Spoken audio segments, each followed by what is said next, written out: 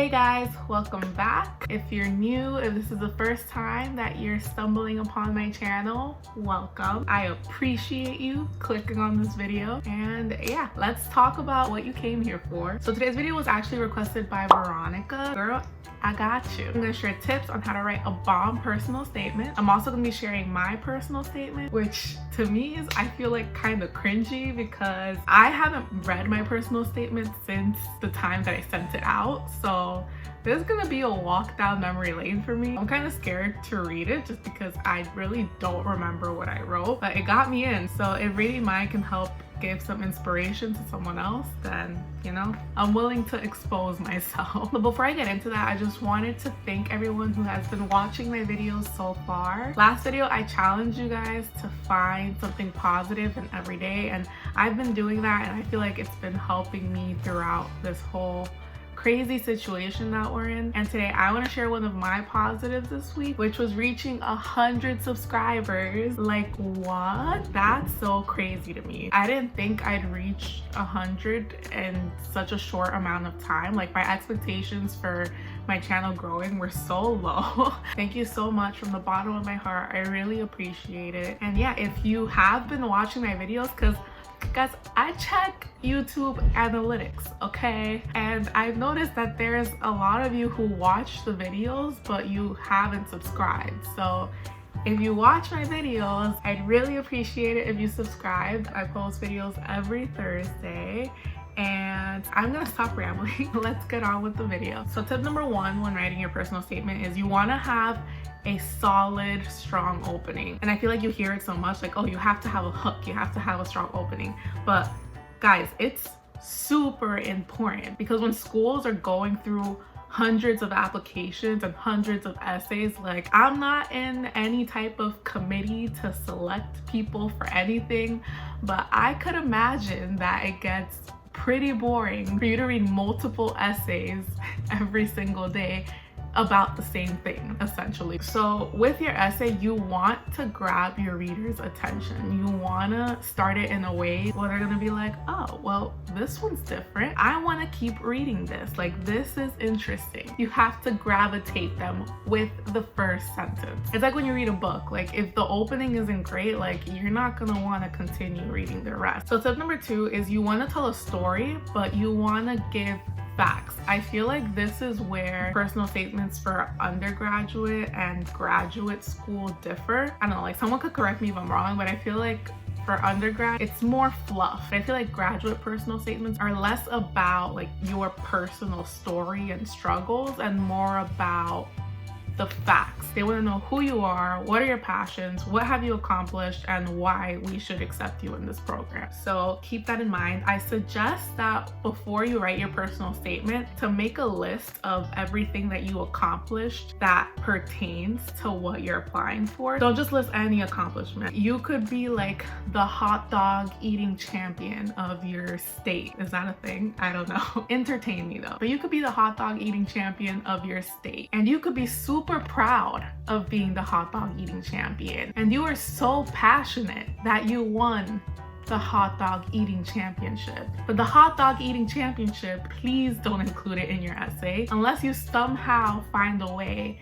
to make it relevant to what you're applying to. And when you make your list, don't go way back items. They don't want to hear accomplishments from like way back when you won the reading award in 3rd grade. They want your most recent ones. And to me, I feel like most recent would be like your 4 years of college and beyond if you took gap years. So tip number 3 is organization. Organize your essay in a clear way that is understandable. You want it to be smooth, you want it to flow, and in order to do that, that takes some time. Like, that takes some preparation. If you have to make an outline, make that outline for how you want to say things. I will show you the way that I organize my personal statement in a bit, but you don't have to follow my format. I just followed that because it was easiest for me. But if you can tell your story in a more organized way, then feel free to do that, but just make sure that it flows. Tip number 4 is to personalize it to the program that you're applying to. The essay that I'm going to read isn't personalized to a specific program because this was like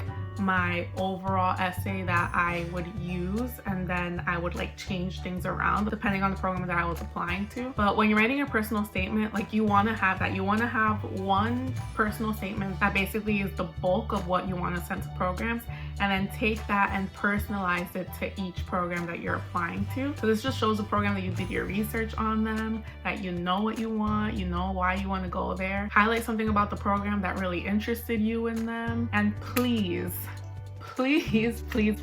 double check who you're sending it to. Bruh. Because you do not want to be the person, because best believe that is an automatic rejection. All right, and last tip number 5, is to have multiple people read your statement. Have your professors read your statement, have your letters of recommendation read your statement, have your friends read it, have your mom read it, have your dad read it, have your grandma read it, have your neighbor read it, have the lady who knows your order at Chipotle read it.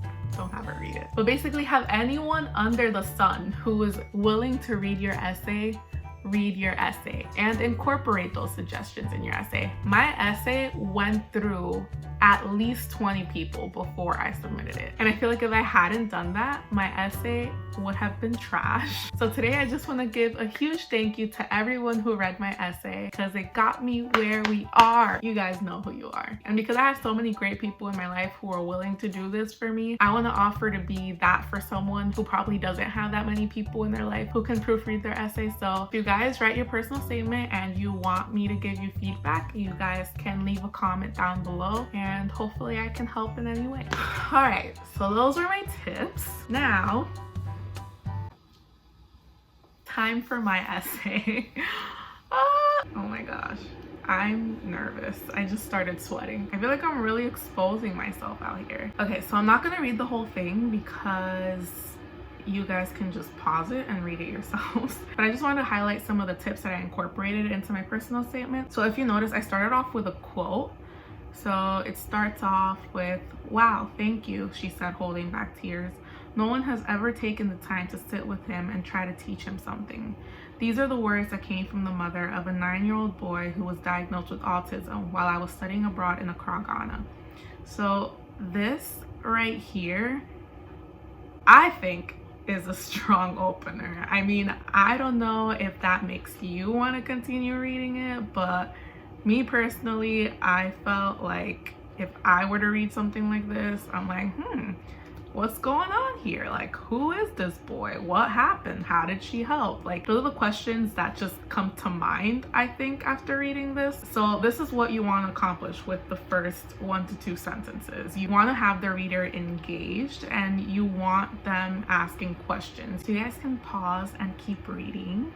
Another thing that I wanted to highlight was how I organized it. I wanted to start it off with a story to kind of grab the reader's attention.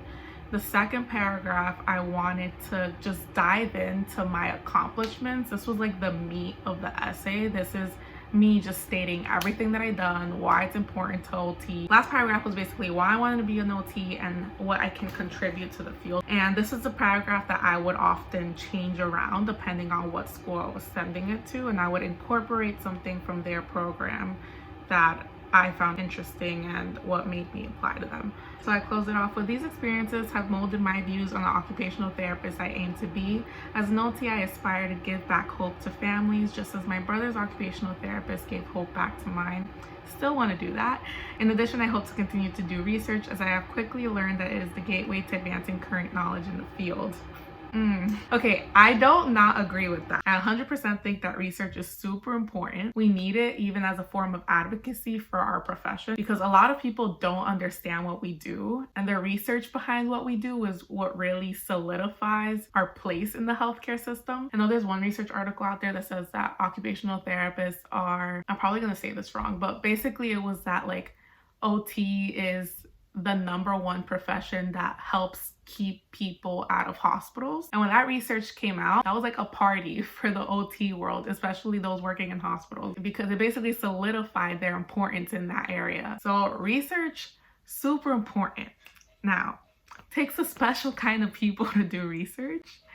I don't think I'm one of them. But you know, I may change my mind in the future because I did enjoy research back in undergrad, but I don't know. I feel like my passions now lie elsewhere. But we'll see, you know, never say never. And this sentence is usually where I would add in anything that interested me from their program specifically and why I would be a good fit for that program.